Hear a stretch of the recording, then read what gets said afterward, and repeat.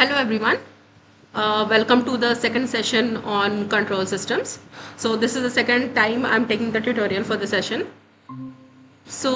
Last time, so before that, a brief introduction. My name is Soumya and I'm a PMRF fellow at IIT Gandhinagar. I'll be like TAing for this course for complete 12 weeks and probably plus 1 week. So it will help you in really solving all your assignment problems plus like making the fundamentals even more strong. I hope you are already going through the lecture series by Professor Shankar Ram from IIT Madras. He has been taking the course and yeah, any doubt or any problem that you face in the course, you can always discuss it here as well as on the discussion forum that is already provided on the NPTEL forum. Feel free to post your doubts there as well as here. So this session is basically meant to like cover all the doubts that you have plus some problems that I'll be sharing from my side. So we'll be solving a couple of problems that will basically help you in solving all your assignments. So yeah, it is going to actually help you in strengthening your all the numerical problems and everything that you have understood from the lecture. All right.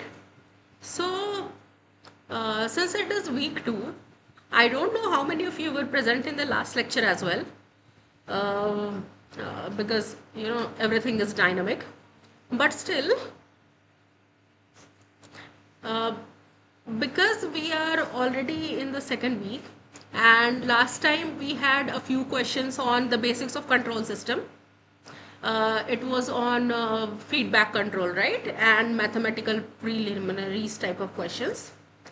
So, since we are done with all of those, and I hope that you have Laplace transform table handy with you.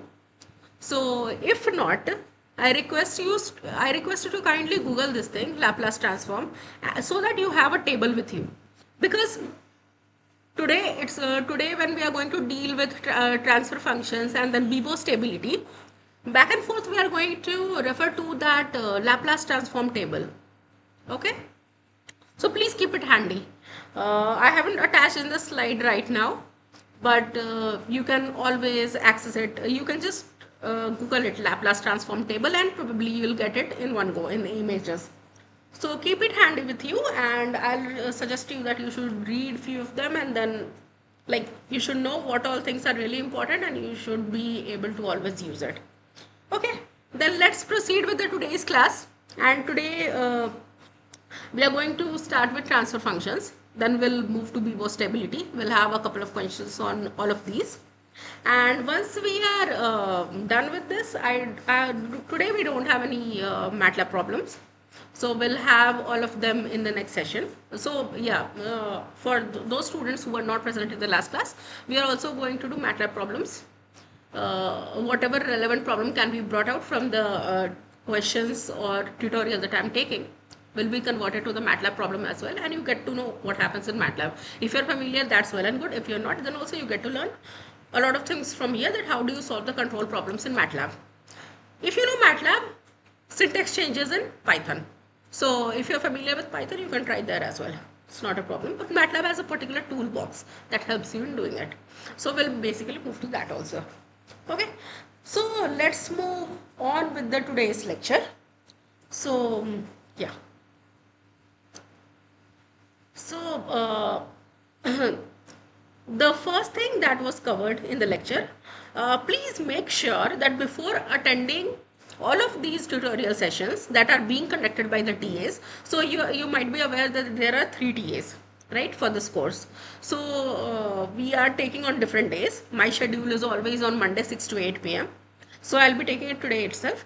But my point is, make sure that you go through the lecture series of the week and then you come here.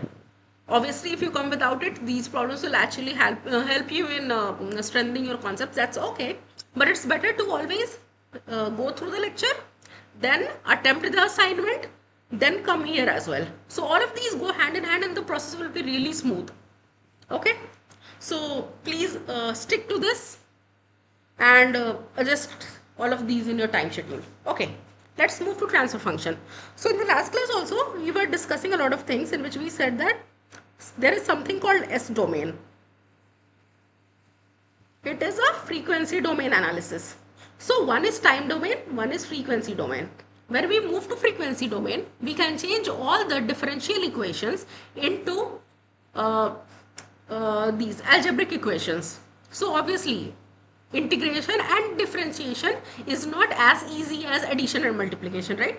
So any analysis that you do in algebraic, as in the form of algebraic computation, actually makes your work easier for you. Even for the systems, it is easier to compute the things. So it is always better to work in such domain. So one is Laplace domain. Laplace domain, we had already seen the definition that Laplace domain is, if I let's say I want to find what is the Laplace domain, Laplace of a function which is given in time domain ft, then it is going to be integral of 0 to t.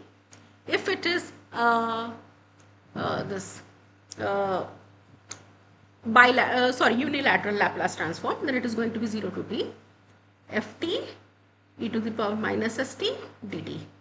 So for any function in time domain, we can get the Laplace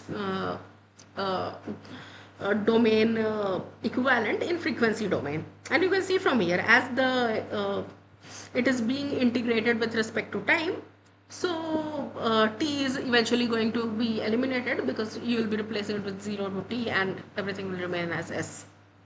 Okay, so let's move forward. Okay, so what about transfer function?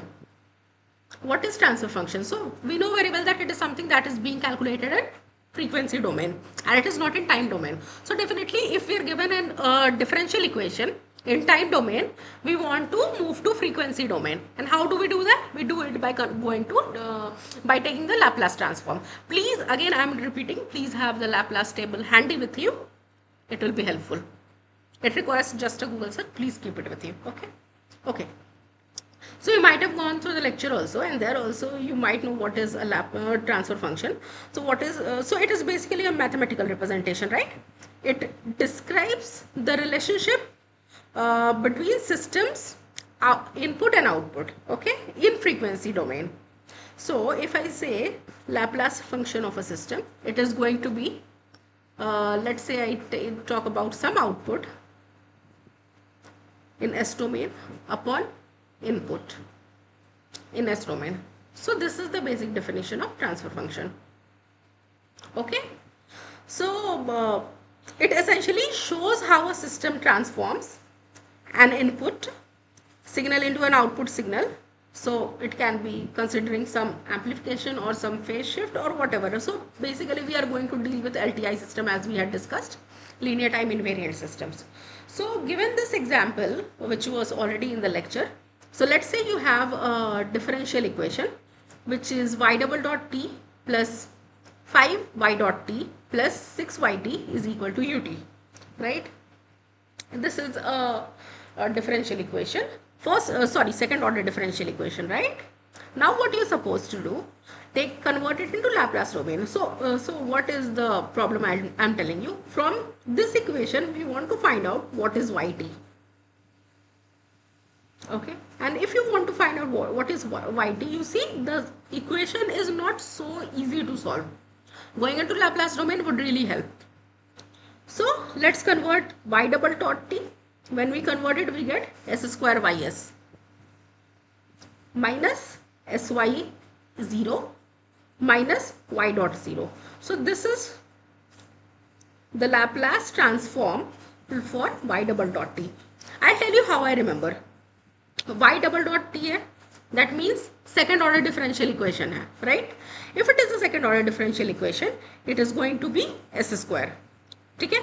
The first term will always be s square ys. Now, in generally the initial conditions are 0.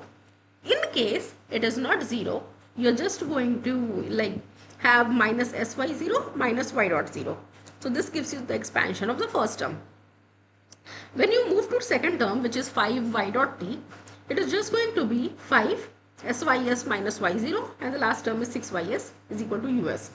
Take the s terms common and let the us be on other side. When you solve this and separate it, you get something of this form, right?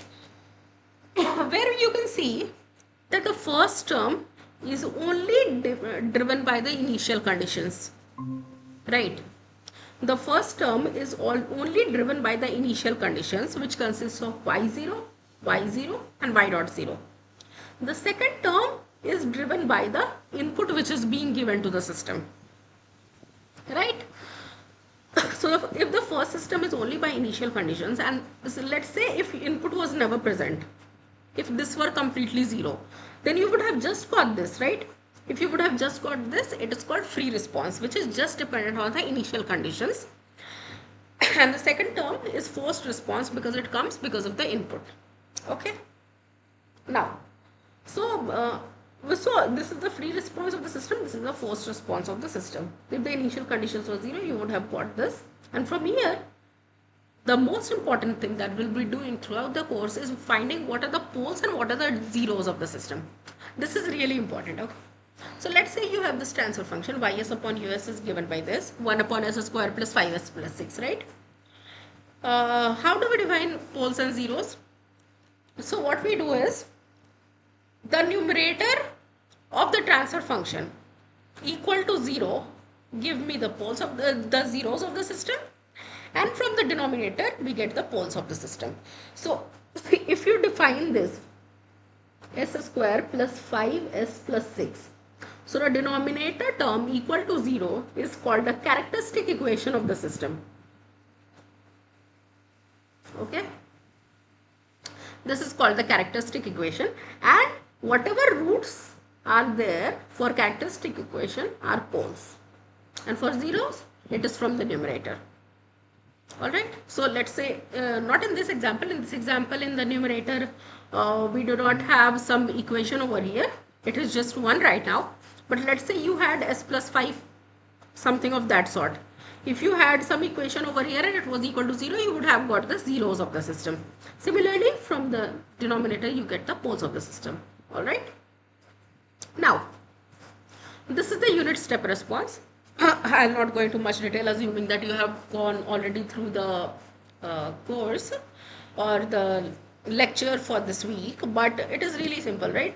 You have input as unit step response. I think I had made clear what was step input. It was this sort of graph where at t is equal to 0 you get at input of 1 and it remains 1 forever. So this is your output. Okay, so your planned transfer function is given by 1 upon s square plus 5s plus 6, and your input is, so it was initially written in this way, ys upon us is equal to ps. That is only being transformed. Okay, you have written this form, then you have used partial fraction method. From partial fraction method, when you solve it, you get the value of a, you get the value of c, you get the value a, b and c. Why do we do this? We cannot proceed directly with this form, right? Because this would lead you nowhere. You won't be able to take the inverse Laplace, because what we eventually want is, we had the equation in time domain, we convert it into Laplace domain, we solve it completely, and then can get back easily to time domain. Okay, that is what we wanted. So if you proceed with this, you won't be able to go into time domain easily. You'll just keep on integrating it for e to the power minus st. No one knows if you're going to integrate it successfully or not. It is going to take a lot of time. So instead of that, what we do is we use partial fraction method to break it into such pieces so that we can easily take the Laplace inverse. All right. So from here a is equal, so we want this thing, a by s plus b by s plus 2 plus c by s plus 3, and we get the value of a, b and c constants. Once we have them, we simply take the Laplace transform. So a by s is some constant upon s. So if it is 1 by 6s, Laplace transform will be 1 by s ka it is 1, because it is unit step. So 1 by 6 direct aa gaya. B is 1 minus 1 by 2 here, and e to the power minus 2t would come from here, right? For the third term, your c is 1 by 3 and e to the power minus 3t would come here. That is how you got the unit step response of the system. So there was already a planned transfer function that was given to you. You were told that it is, we are going to check the unit step response. That means that we are going to provide it with unit step or the step input, and then we are getting the following answer. So from this, like since we are going to work on stability, and steady state value. So you can see from here, as time tends to infinity, you put infinity at the place of t, what do you get? The second and third term would vanish. Because e to power minus infinity is 0, right? So these two terms would vanish and just 1 by 6 would remain. So we say that at steady state, when time tends to infinity, our value remains 1 by 6. Okay? Exponents of the exponential term, it is minus 2 and minus 3. You can see from here. So the real part of the poles, whatever is the real part of the poles, so what are the poles of the system? Can anyone tell me what are the poles? 1 by s plus 2 into s plus 3. Can anyone tell me what are the poles of the system? -2, -3. Yeah, very good. It is minus 2 minus 3. It just comes from finding the root of the characteristic equation. So they appear Why, as, yeah, why did you add 1 by s for poles? okay. So when I wrote this, I wrote the transfer, I wrote just the transfer function. Ys upon us is equal to. So I just wrote the transfer function of the plant, which is ps. I did not take us to this side. Okay. So जब तुमसे when you are asked that what is the transfer function of the system is this only. US is not a part of the system, it is just an input to the system. Then why did you, in question, they're asking to find transfer function now. Mm-hmm. Then why you're taking u of s that side? Okay. No, no. In question, they are not asking to find the transfer function. Transfer function is already given to you. They are asking you to find out unit step response. They are asking you what is the output given that you give the input to be a step input. Okay. Okay. Just this PS was the transfer function, and we wanted to find out unit step response kya hai. Means given a step input, what is the response of the system. So we were interested in YS. इसलिए. Okay. Okay. So real part of the poles would appear as the exponents, and the magnitude of yt is bounded for all time. Why do we say this? We say this because at any point of time you check for the system, it is going to give you some finite value. It's not going to become infinite ever. So you start with t is equal to 0, it is going to be something finite. You put t is equal to half, you put many values of t, eventually you put t is equal to infinity. At all the times you're always going to get a finite value. It is going to be 1 by 6 when it is infinity, and at other times it is going to be some other value. So your input is, your output, the yt is always bounded. It's not unbounded. It's not unbounded means it's not going to infinity. Okay. So this is also another snippet from the uh, your lecture. So I'm just summarizing it, that if the poles are present in conjugate pairs, if you give a step input, it is going to remain bounded. But if you are going to give it cos t, which also has poles at plus minus j, it is going to make the system unbounded, which leads to instability in the system. Similarly, if you had poles to be 0 and minus 1, and then if you give it a step input, you are going to actually introduce one another pole which is at s is equal to 0, and one was already there. So you are increasing the number of poles on the imaginary axis, and hence it becomes unbounded. Whereas for cos t it won't be, because it is just going to introduce at plus minus j. So it will remain bounded for this input. We'll have a couple of examples. We'll be seeing all of these cases. Okay, so this is the important thing. So what you can, so this is the S plane, okay. This is sigma plus j omega, okay. So S is given by sigma plus j omega, where this is the real part, this is the imaginary part. Now, if we have all the poles in the left half of the plane, we are going to say that the system is stable. If any one of the pole lies in the right half of the S-plane, we are going to say the system is unstable. Okay, it's not BIBO stable, which means it is unstable. Okay, these 2 points cover this only. The third is if there are repeating poles of the Planck transfer function. For example, we have 2 poles of S is equal to 0, 0 and 0. If we have 2 poles, 2 repeating poles of the Planck transfer function on the imaginary axis with all the poles in the left half of the S-plane, then also the system is not BIBO stable. So you see, this was the reason here. But when more 0 was introduced because of the step input, it made the system unbounded and unstable. Okay.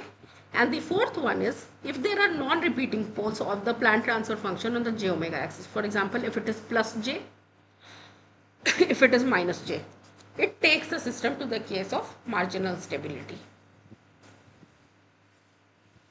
Okay, so we'll be seeing all of these examples. The most important thing is that make sure that the poles are not here. If there is a single pole over here, it is guaranteed that the system is unstable. Okay. Ma'am, can you explain the marginally stable part once again? I think we should take the example. I have the example later on, and from there you'll understand. So marginal stability is when you cannot say that all the poles are completely in the left half of the S-plane. So let's say you have a pole P1 which is minus 2 plus 3j. Another pole, because poles do exist in conjugate pairs, minus 2 minus 3j. You have another pole which is plus 2j. You have another pole which is minus 2j. These actually make the system unstable, but these do not. They can cause instability in the system. So it's like for some inputs, the system is going to behave in a proper stable situation. For example, for these poles may cause instability in the system. So what happens? For example, here the poles are at plus j minus j. Now if you give cos t, which also introduces plus j minus j, it increases the repeatability on the imaginary axis. As soon as the repeatability increases, this condition gets activated. Sorry, this condition gets activated where there are repeating poles of the transfer function on the imaginary axis, and as soon as this happens, the system becomes unstable and we get unbounded response. So this makes the marginal stable condition that for all other inputs we were getting bounded responses, whereas for just one input which would introduce the same frequency, we would be introducing the repeated poles, and that would lead to marginal stability of the system. That's why it's not completely stable. Like for some inputs, the output is going to explode. But for all the other inputs, it is going to remain stable because all the other poles actually lie in the left half of the S-plane.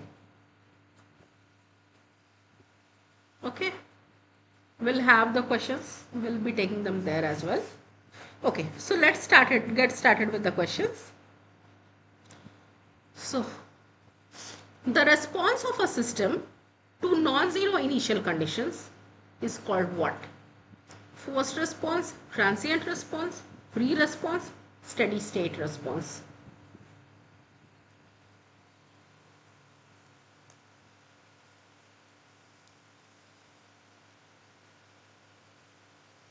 Can anyone tell me? Transient response. Transient response? Why transient response? Steady state response. No. Okay, I'll take you again. So first thing, let me clarify. It basically describes how a system reacts, let's say, to a change in input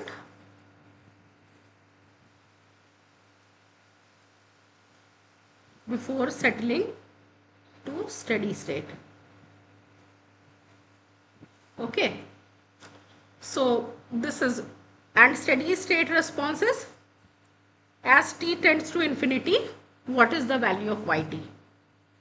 So the response of a system to non-zero initial condition. So this has nothing to do with initial condition for sure, right? This also has nothing to do with initial conditions. So definitely forced and or free response is the answer. Now let's see this, what we had already studied. When you wrote the transfer function for this differential equation, what did you do? We took all the complete Laplace transform. We separated it into two parts. One for initial condition, one for the input. Right? So for the initial condition, which was dependent on y0, y dot 0, we called it free response. Because no input was involved. It was happening because there was some initial condition present in the system. The second term is a forced response because you are providing an input to the system. You are forcing the system to drive because of some input that you have provided. So it is called forced response. It is not because of system's initial condition. It is not some property of the system. It is because of an input which is forcing the output. Sorry. So it is called forced response. Alright.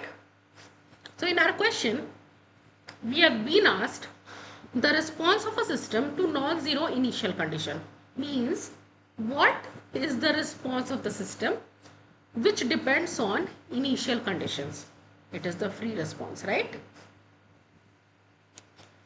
I hope that is clear. No, once again. Not clear? Okay. Which part is exactly not clear? Can you tell me? Why forced response is not? Are you getting confused because of this non-zero? Yes, sir. See, this, okay. Don't take non-zero to be like, okay. So let's forget this word non-zero. Let's say it is not there. So the response of the system due to initial condition is called free response. Is this clear? Yes, sir. Okay, so that is what I got your problem. So because of initial condition, the response that you have is free response. It is very clear, right? And because of input, whatever you have is forced response. What they are just saying here is non-zero initial condition means there is presence of initial condition.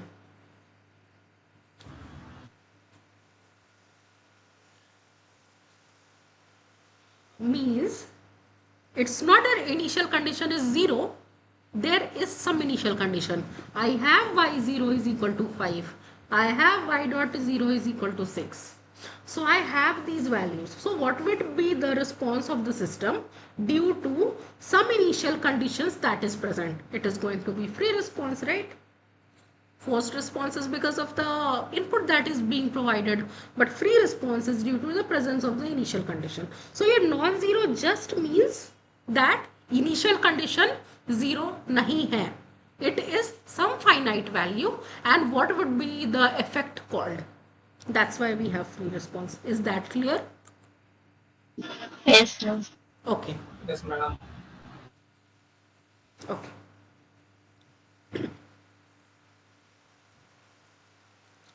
Okay. So a second order system is governed by y double dot t plus 2y dot t is equal to ut. What is a transfer function? This is really easy, right? Okay, one more very important thing. Transfer function means zero initial condition.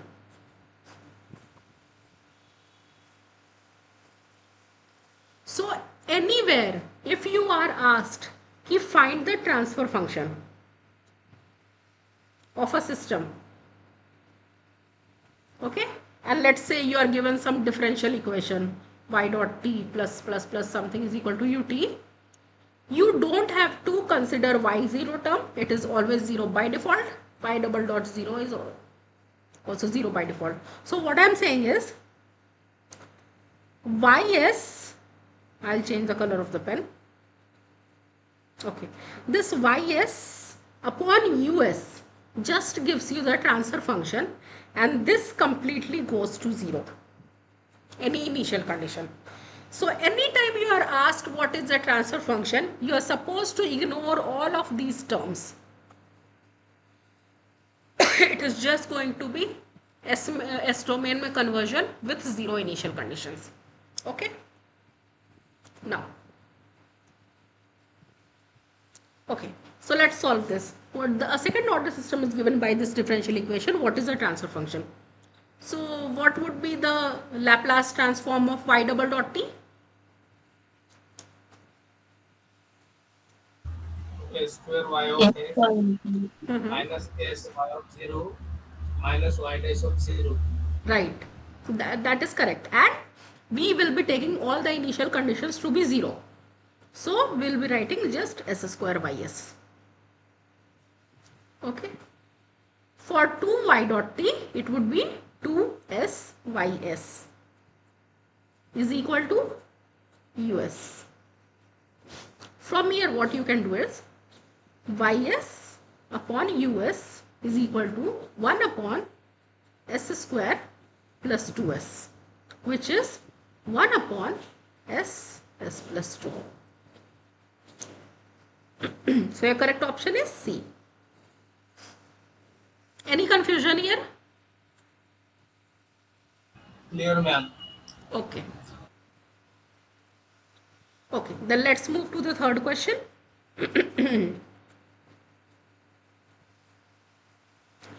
The order of numerator polynomial is what? Then the order of denominator polynomial is strictly in a strictly proper transfer function. So let's say I give you a transfer function s square plus 5s plus 2, s square plus 3s plus 6. This is one transfer function. This is another transfer function, s plus 2, s square plus 3s plus 6. There is another transfer function, 2 upon s square plus 3s plus 6.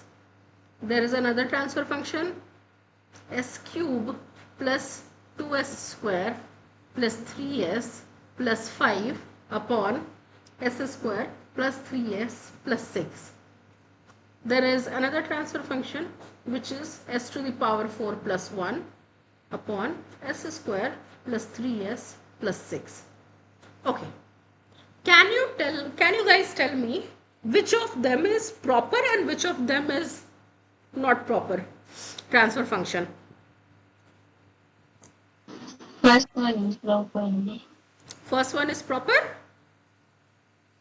Okay, second one?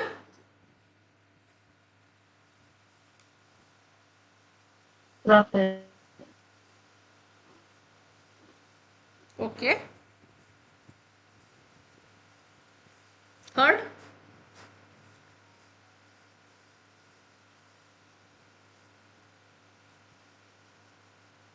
Proper. Fourth? Improper.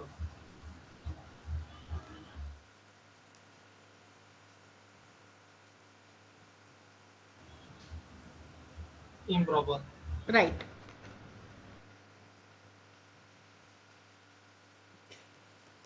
Okay. So you're right. So if it is lesser than or equal to, then only it can be. So okay. Improper. Right. So the question is strictly proper. For strictly proper, only these two qualify. Right. These two are strictly proper. and these three are proper, okay, and definitely both of these are improper. So if it is just lesser than, if the degree if the order of the numerator polynomial is less than the order of denominator polynomial, it's strictly proper, else it is proper. But if it is greater, then it is improper. Okay, so this was what was asked. Strictly was important here, and you have the answer. Okay, let's move to the next question.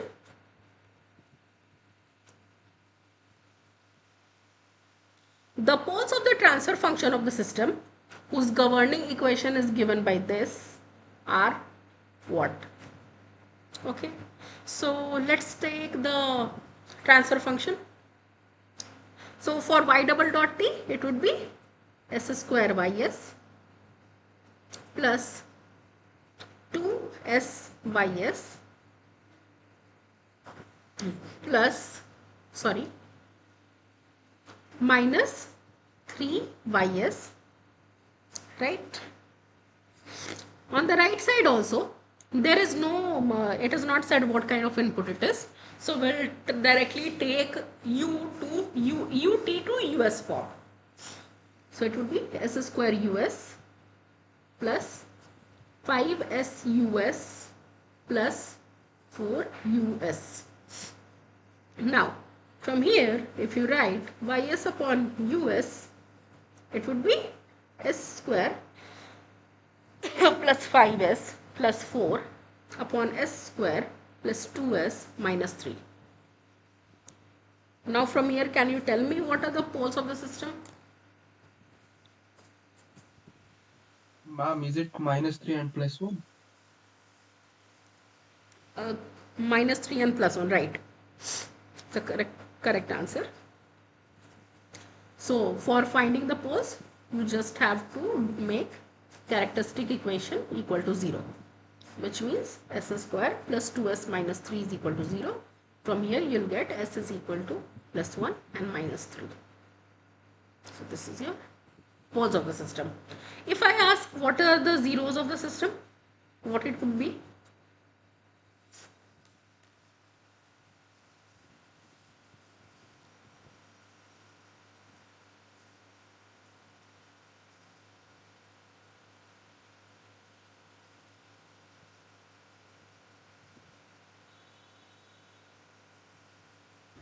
-1 and -4. Okay, very good. So it would be from the numerator. So s square plus 5s plus 4 is equal to 0. From here you will get s is equal to -1 and -4. Okay. So, okay. One more question before we proceed further. Based on the location of the poles of the system, can you comment on the Bibo stability of the system? Can you repeat, ma'am? Sorry? Can you repeat the question? Okay, so these are the poles of the system, right? S is equal to +1 and S is equal to -3. Can you comment on the Bibo stability of the system? It's unstable, ma'am. Unstable. Okay. And why unstable? It's not completely on the left-hand side. Yeah, all of the poles do not lie on the left hand side of the S plane. One of them, which is +1, is on the right hand side, which makes the system unstable because it will have unbounded output for some bounded input. Okay, so this identifying the location of poles actually help you in telling what is the stability of the system and which poles contribute to instability. Okay, now it's the same question, right? I already asked you. Okay, it's -1 and -4 we already solved. Let's move to the next question then. Calculate the expression for the unit step response of the system whose governing equation is this. Okay, so let's ignore sixth question for now. Let's just see. We want to find out what is the expression, that means what is the output for the unit step response of the system whose governing equation is given by this. Let's take the Laplace transform. It's s square ys minus s ys minus 2 ys is equal to us, right? From here, if we write ys upon us, it is 1 upon s square minus s minus 2. Okay. Now, what is the, okay. So we want to find what is ys given us is 1 by s, right? Because we want to find out what is the unit step response. S into s square minus s minus 2. Okay. So we want to, so you have to like convert it into a form so that it is easier to take the Laplace transform, Laplace inverse. Just a second. So it is 1 by s into s square plus, s square minus s minus 2. You have to represent it in the following form.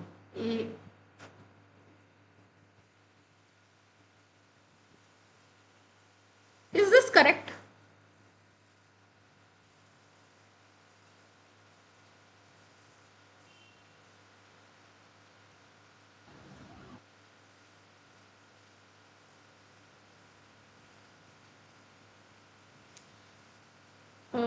There can be multiple ways of solving this, but can anyone tell me whatever I have written, is this correct? So last time also we did partial fraction, right? In which we wanted to find out what is A and what is B. But can you tell me whatever I have written is correct or not? No, ma'am. It's not correct. And why it is not correct?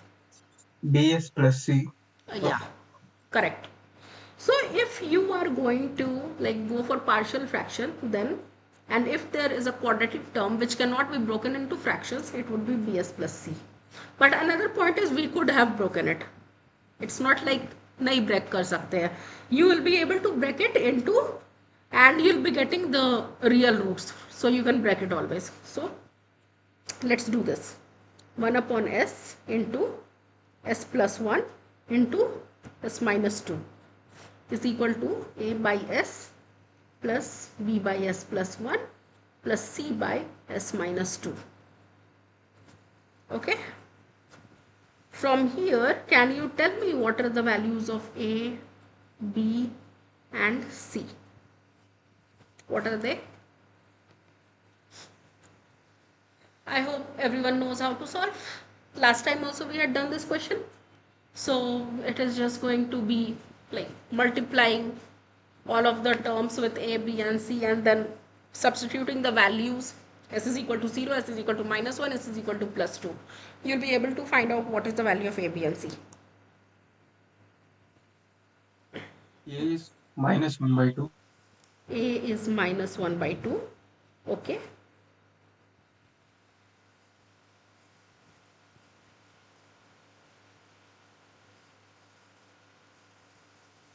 B is 1 by 3. 6. Okay. And c? Yeah, I got 1 by 6, ma'am. Okay. Okay. So, yeah, good that you all have been able to solve this. So, it was just cross multiplying and solving it by partial fraction. It is a very simple method. Once you have this, from here we can say ys is minus 1 by 2s plus 1 by 3 into 1 by s plus 1 plus 1 by 6 into 1 by s minus 2. Now, your Laplace transform tables would be helpful to you. So, can you check the table and tell me what is the inverse Laplace of these things for these three terms?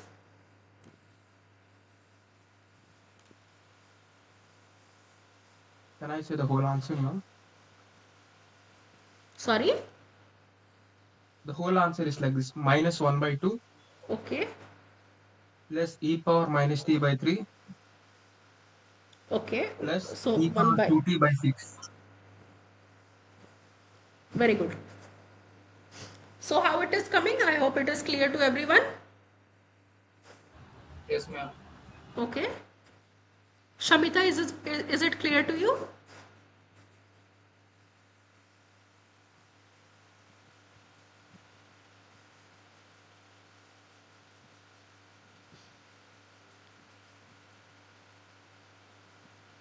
Okay, I think she is not listening. So, if it is not clear to you, it is just going through the Laplace table. So, if you go through the Laplace table, you'll be able to see that for this term, for some 1 by s plus a, it is the Laplace inverse is e to the power minus at. Okay. So, similarly, since here it was s minus 2, it is e to the power 2t.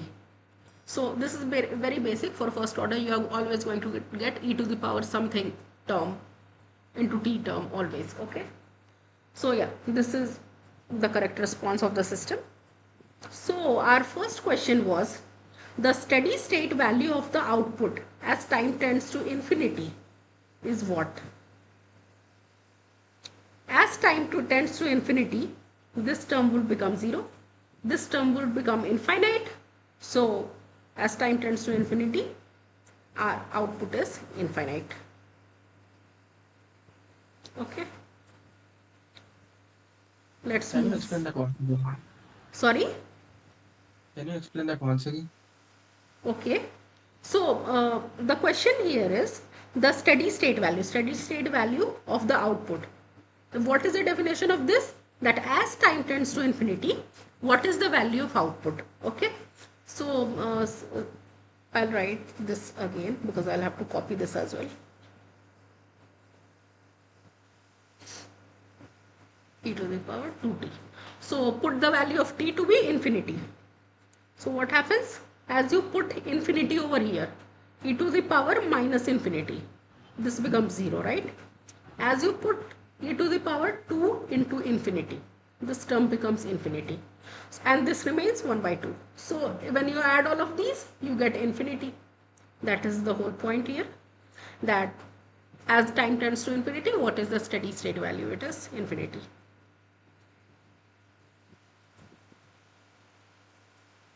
Okay. Clear, ma'am. Okay. Let's move to the next question. The coefficient of e to the power minus t term, what was it? It was 1 by 3. So your correct option is 0.33. Okay. And the next question is, okay, the coefficient of e to the power 2t term, it was 1 by 6, right? So 1 by 6 is 0.167. So we have already solved this. Okay, let's move to the next question.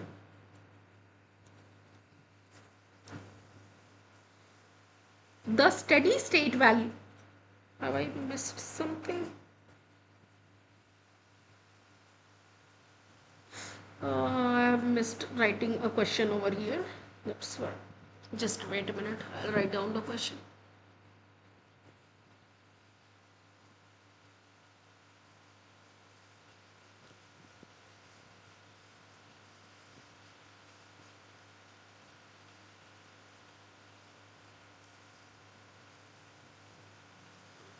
Your question here is,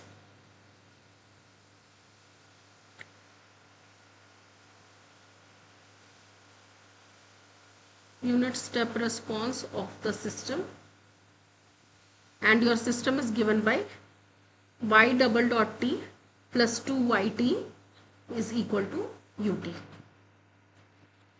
So this is the correct question. So what is the steady state value of the output? So let's find the transfer function again.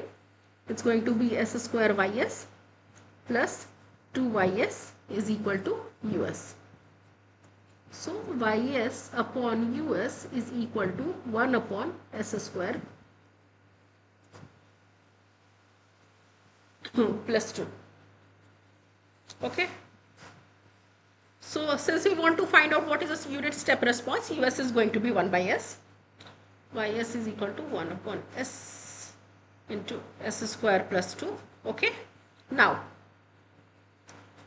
1 upon s into s square plus 2 has to be broken into has to be broken into partial fractions so that we can get the answer.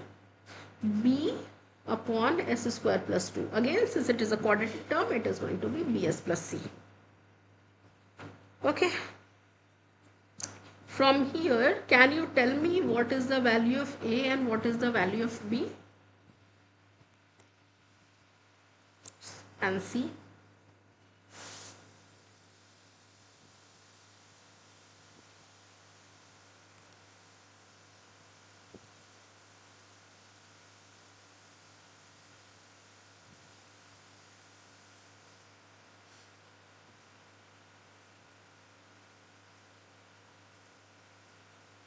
It is again just cross multiplying, solving everything by substituting the values.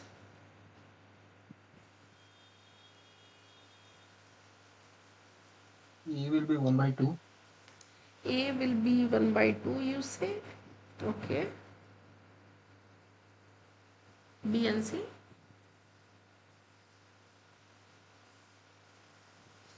C will be 0. Okay.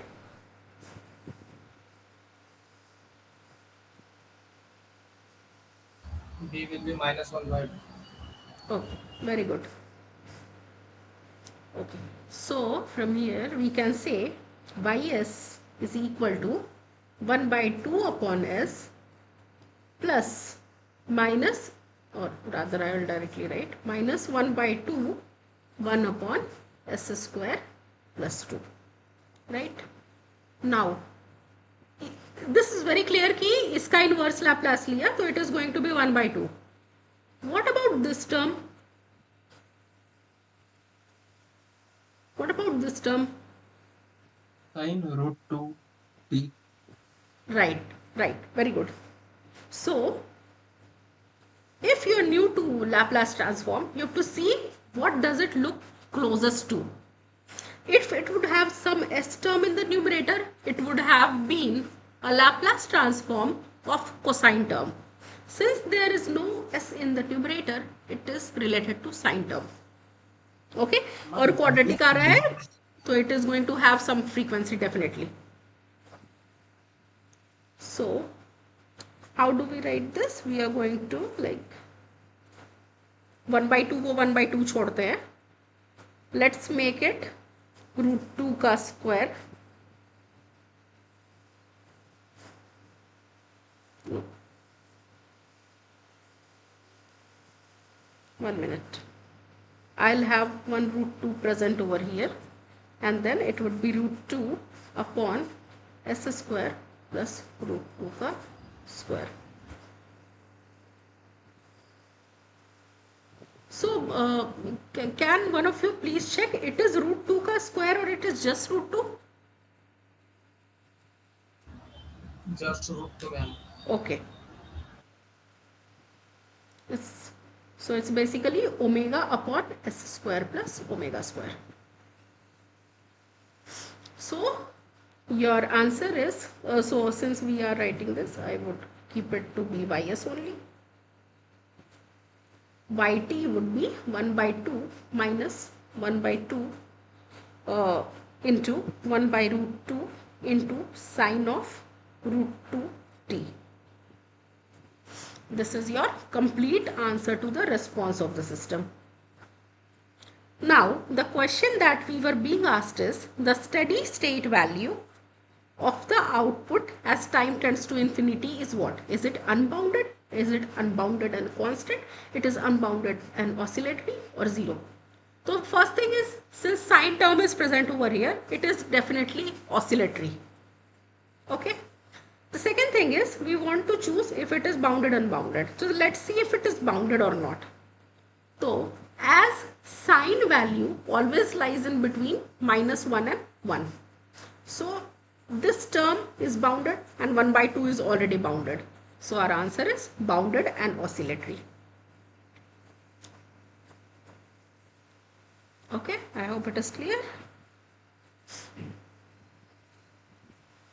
Let's move to the next question. the constant term in the output function is, what was our constant term? It was 1 by 2, right? Yeah, it's 1 by 2. So 0.5 is the correct answer over here. Okay, let's move to the next question. Consider the system whose equation is given by y double dot t plus 4yt is equal to ut. The input for which the system output would be unbounded is what? Let's first take the Laplace transform and then decide which input is going to make the system response unbounded. Okay, so Laplace transform would be s square ys plus 4ys is equal to us. So ys upon us is equal to 1 upon s square plus 4. Okay, so where are the poles of the system? Can someone tell me? Plus and minus 2j. Okay, it is plus minus 2j. The poles are present over here, which we can try to find out. What is the frequency? Frequency is 2 radian per second. Okay, since we already have poles on the imaginary axis, which is plus minus 2j, if we repeat the same poles, the system response would become unbounded, right? Because so if I show you what we had done in the beginning, so if there are repeating poles of the plant transfer function on the imaginary axis, then the system is not Bibo stable. Okay, it comments only on the plant, so plant key stability. But you can see here, if the system already has poles of plus minus j, if you also give an input, a sinusoidal input of the same frequency, it is actually going to make the poles repeatable. Like the repeatability of the poles is going to increase. Since the pole is going to be repeatable, the response will be unbounded. So that's the whole point here. So so since we already have the poles at plus minus 2j, so for one set of poles on imaginary axis, the system is unbounded for sinusoidal inputs of same frequency, right? This is very important. For same frequency, you'll make the response to be unbounded. So for this, your option is B, sine 2t, where omega is 2 radian per second. So we cannot anyhow increase the repeatability of the poles already lying on the imaginary axis. If it were in the left half of the S-plane, it would have never been a problem. Agar left half mein we already have a pole at minus 2. Even if a new pole is being introduced at minus 2, it is not a problem. But if the poles are already present on the imaginary axis as conjugate pairs or like at 0 also, it's not a problem. But if you increase the repeatability of the poles, like you already have plus minus 2j, you are also increasing plus minus 2j with the help of input, it is going to make the system unstable, which actually makes the system unbounded. And if the response is unbounded, your correct answer is sine 2t. Okay, I hope that's clear. Okay, let's move to the next question. Consider the system whose equation is given by this thing. So it's s square ys plus 2s ys is equal to US. So YS upon US is equal to 1 upon S into S plus 2, right? So what we want to know, the input for which the system response would be unbounded. So let's find out what are the poles of the system. It is 0 and -2. So where do the poles lie? One of them is at -2, but one of them is on the imaginary axis and it is at 0. Now, so here again the story remains the same. It was there it was plus minus 2j, here it is 0. Now you tell me what should be the answer to this question. Which of these inputs will increase the poles to be repeating on the imaginary axis?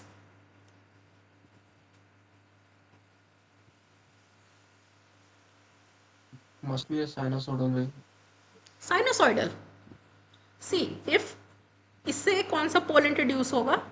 So if you अगर इसका Laplace लिया, it would be S square plus 2. yeah, s square plus 2. So your poles would be root 2j. So इससे क्या introduce हो रहा है? Plus minus root 2j. From this we are introducing plus minus 2j. Okay. From here we are introducing plus minus j.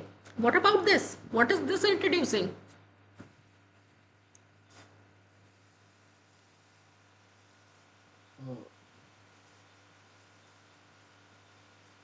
Nothing.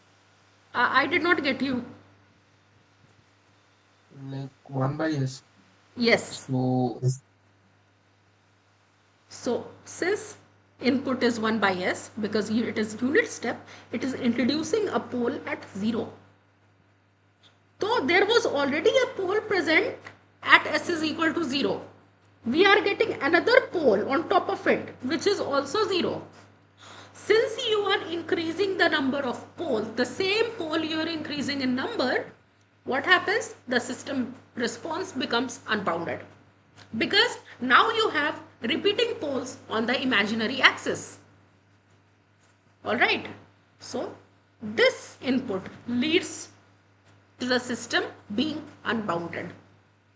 All of these do not have an impact at all. Kyunki all of them are already oscillatory. No problem. See, one more thing. This Bibo stability is defined on the concept of bounded input. So it's like we want to check if my output is bounded or unbounded, given my input is bounded. Don't take any unbounded input. And what are the examples of bounded inputs? So let's get clear with this first. Bounded inputs. This is really important. Step input. Okay. Then what else do we have? Okay, I'll take RAM input. I'll take sinusoidal input.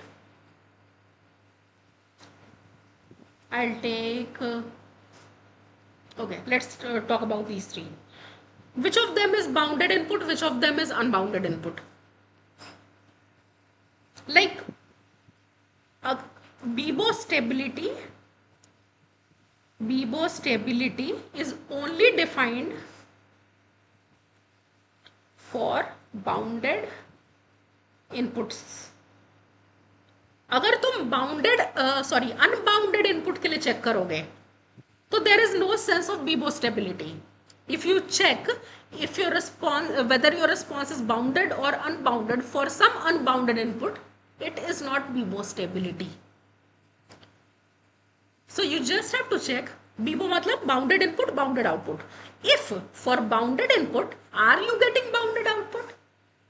It is never if for unbounded input. All right. So pehle I want to know which of these are bounded and unbounded. Step input is bounded. Why it is bounded? I'll tell you. RAM sinusoidal is also bounded. RAM is unbounded. Okay. Now see why. Step input mein what happens? This is time, this is y. You give a step response, it goes 1, it remains 1 forever. कभी ये value infinite हो रहा है? Never. It is always going to remain 1, right? For sinusoidal it is always going to remain between finite values. अभी के लिए +1 -1 है, ठीक है? If it is shifted in phase or like in amplitude, that is another story, but it is going to remain in between some finite value, right? What about ramp input? Ramp input is y is equal to t. तो यहाँ पे t है, if it is y, it is going to increase. It will go to infinity as time tends to infinity. Okay, so this input is only not bounded. This ramp input is unbounded. Bibo stability इसके लिए हम नहीं देखते हैं, तो we would always check for step input and sinusoidal input. All right. So from the option, it is very clear that all the options that have been provided are completely bounded. All 4 are bounded actually. Now that's not a problem. If all are bounded, then that means I have to check all the options. If there were an option which would say t, पहले ही reject कर देते हैं because that is an unbounded input. Now, since all the inputs are already bounded, we just have to check किसके लिए this output is going to explode. We don't want the poles to be repeated. S is equal to 0. There was already a pole present over there. We don't want to have another pole at S is equal to 0. That is the whole reason why this is creating the instability. And these 3 are not. Also, ma'am, if the Sorry? poles are on imaginary, Yeah. if the poles are on imaginary axis, is it Bibo stable? If the poles are on imaginary axis, is it Bibo stable? No. It might also be marginally stable. You can't say Bibo stable. Bibo, for satisfying the condition of Bibo stability, all the poles have to lie strictly in the left half of the S-plane. So for this example only, the poles are -2 and 0. So one point is on left side, another is on the imaginary axis. So it's Right. marginally stable, right? Yeah, it is marginally stable because for this particular input, the output will explode. For all other inputs, the output won't explode. Okay, ma'am. Okay.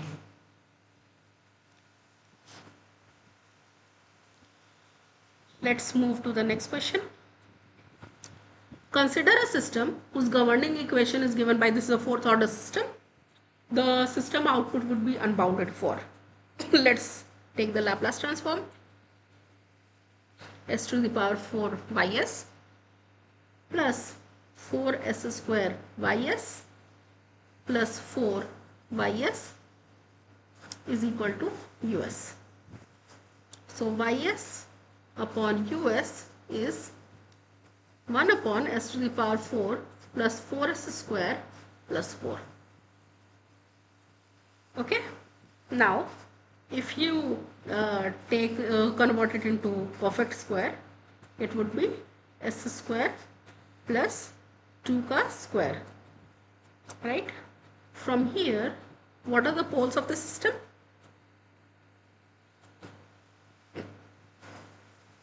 Plus and minus Sorry? root 2. Yeah. Plus and minus root 2. Yeah, correct. Very good. Plus minus root 2j, comma plus minus root 2j, because there would be 4 poles, right? So there will be 2 repeating poles for root 2j, 2 repeating poles for minus root 2j. Okay. So we already saw this. For repeating poles on the imaginary axis,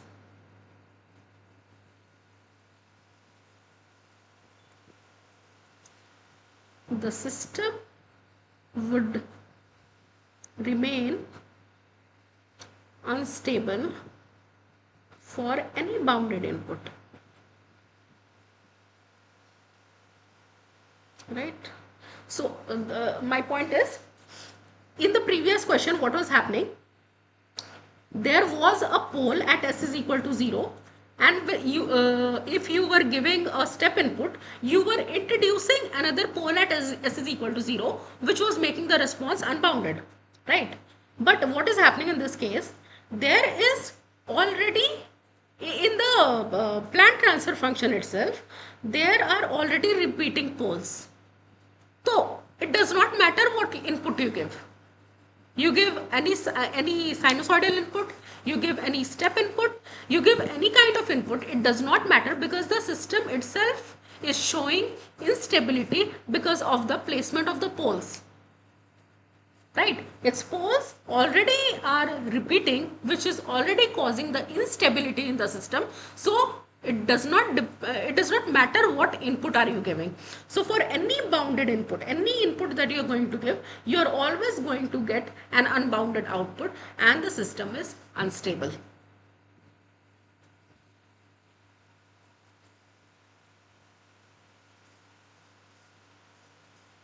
Okay, if there was a way in which you could have done something like this: ys upon us is equal to, as of now it is s to power 4 plus 4s square plus 4, which is 1 upon s square plus 2 ka square. If by any chance you were able to give an input in such a way that s square plus 2 would be your input, then what would have happened? Ys would have been equal to 1 upon s square plus 2. The poles would have been plus minus root 2j, right? These would have been the poles. The system would have been then in that case your input could have been, for which bounded input the system would be, the response would become unbounded. It would be either cos of root 2t or sine of root 2t. So in this case we would have said, yes, for these two inputs my system response will become unbounded. Okay, but it would have only been possible if you have this input in hand with you. But in our case we don't have this input with us, and it is just फर्क नहीं पड़ता है क्या input दे रहा है. अगर ये exact input दे सकते हम तो पॉसिबल होता और हम पोल जीरो कैंसिलेशन कर पाते. But pole zero cancellation does not work. Why it does not work? If you want to get a sinusoidal frequency of complete मतलब root 2 radians per second, it would not be that perfect that you cancel out everything. For example, it would not always remain 2. It would be 2.000000003. If it is so, it would never cancel out. So this works in theory that you cancel out the poles and zeros, but it does not really work for the systems, because अगर थोड़ा सा bit difference है, even in the order of 10 to the power 100, 10 to the power minus 100 में भी difference है, it is never going to cancel out. You'll not be able to cancel out the effect of pole. Hence the answer is, for any bounded input your system response will remain unbounded. Okay. Yes, ma'am.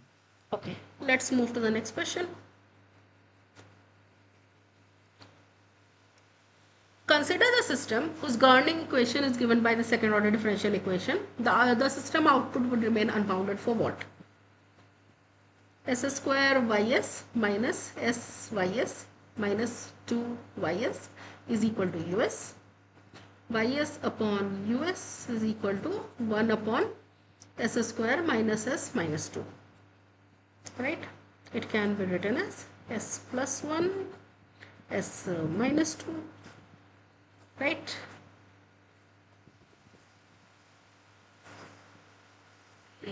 I need the answer to this question from your side. The system output would be unbounded for which input?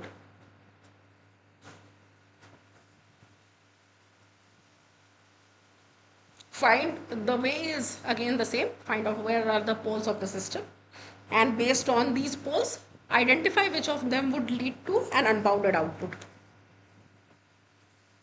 Any bounded input. Okay. And why is it so? Because we are getting on real axis s is equal to 2. Yeah, we are getting a pole in the right half of the S plane. So one of the poles is at -1, the other pole is at 2.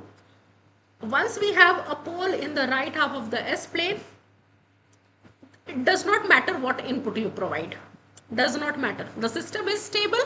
Given any input, it is going to show instability. Okay. So your poles are -1 and 2. And since we have a pole in the right half of the S plane, any bounded input would not be like, would lead to an unbounded output only. So this is the correct answer. Okay. Let's move to the last question. So your system is given by this equation. Which one of the following is true? So basically we want to know what are the poles of the system and what is their multiplicity. Multiplicity means how many times the poles are repeating. That's all. So I think s to the power 4 ys plus 6 s cube ys plus 12 s square ys plus 10 s ys plus 3 ys is equal to us. So if you write ys upon us, it is going to be 1 upon s to the power 4 plus 6x cube plus 12s square plus 10s plus 3. Okay. From here, can you tell me what are the poles of the system? You can use, how many poles would be there since it is fourth order? It is going to be 4. And what are the poles of the system? Can you tell me? You can use, it's not necessary to solve this by hand. You can use some online calculator as well, which gives you the root of the system. So what are these?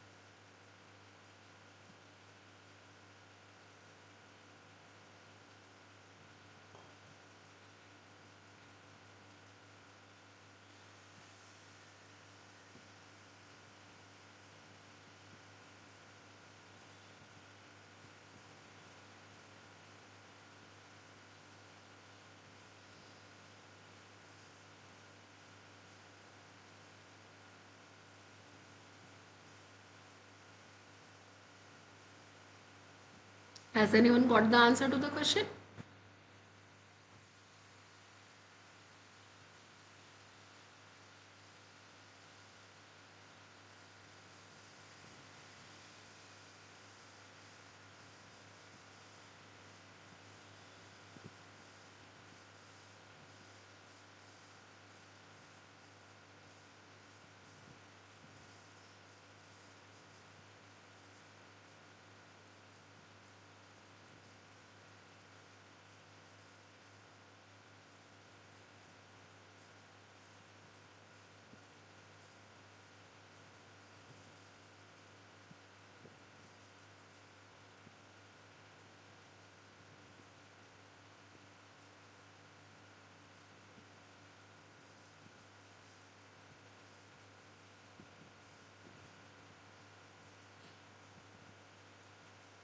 Ma'am, for the final exam, are we allowed to use scientific calculators? Uh, I think you will have, since it is going to be probably an online exam, I'm not sure about it, online or paper pen based, but I think you get the calculator. There are, because last time there were some instructions to use the calculator, how you're going to use them on screen.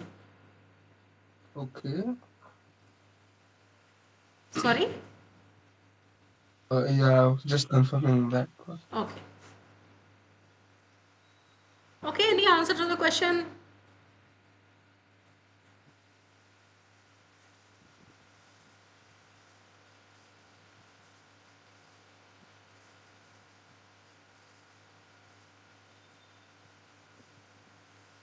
I mean, you can also see the option, it just talks about two poles, so it is going to be -1 and -3. Now, from here, can you find out what would be the multiplicity?